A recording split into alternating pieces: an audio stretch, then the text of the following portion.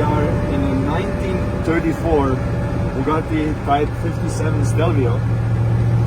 Fittingly, we are driving up the Stelvio Pass at the moment with it. So this is a straight 8-cylinder car, so it has a straight 8-cylinder engine, around 135 horsepower.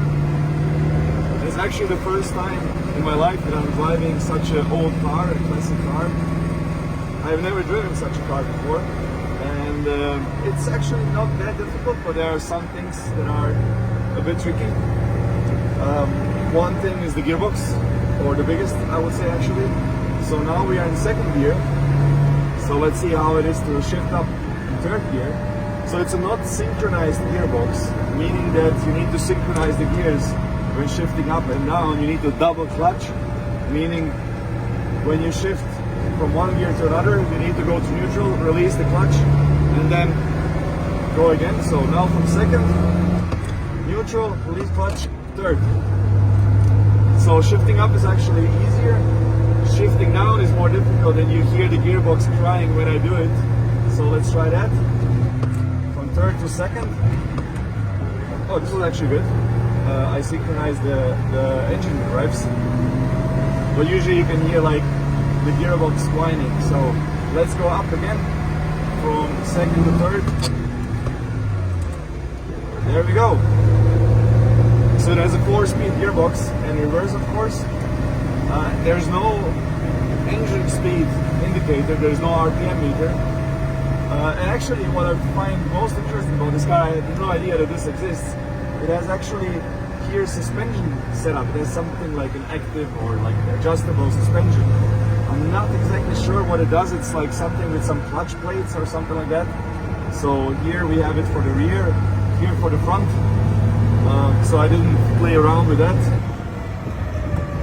These tight corners are quite tricky with this car. Most of them we can do in second gear. We need first gear only when we really stop. Brake, like long travel without braking. Actually in the end it starts braking. Oh, with something modern it will be very cool to slide around these corners, drifting around, but with this car I don't think we can drift. So second gear, a little bit of braking, but the engine is braking also a lot. Big steering wheel, it's actually almost hitting my knee. To pass these corners you have to use the full road, from one end of the road all the way to the other.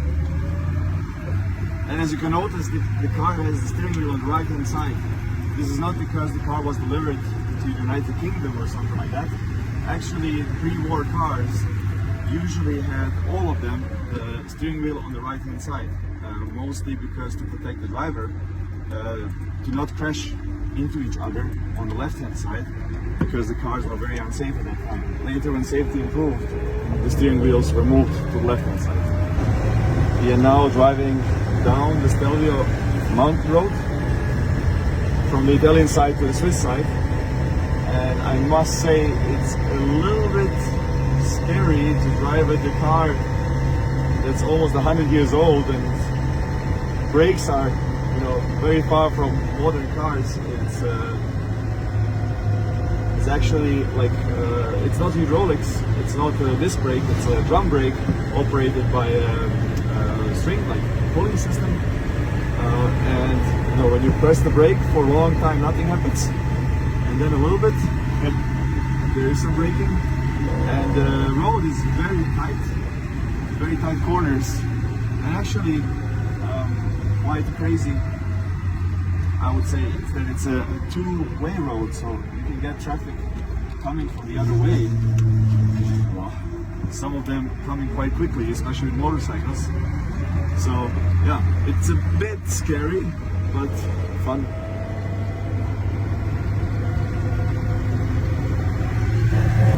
But yeah, that's how it is to drive an 88-year-old Bugatti. First time for me. I hope I will drive many more. Also, big thank you to the owner of the car. Lots of people around the road taking pictures and waving to us. Wow, this is now an interesting tunnel. So yeah, great opportunity. I'm happy to have this experience. Of course, I'm thinking a lot about the future of Bugatti, but to do the future, you need to understand the past as well. So this is a great opportunity for me. And again, thanks a lot to the owner of the car, to Fritz, who is an amazing guy who has a huge collection of Bugattis. He's also driving one of his Bugattis here in front of us somewhere. By the way, we have to watch the temperature of the engine. It fluctuates between 60 degrees and 100 degrees, depending if you're going uphill, downhill. So we need to take care of that a little bit as well. So yeah, that's it. Thank you.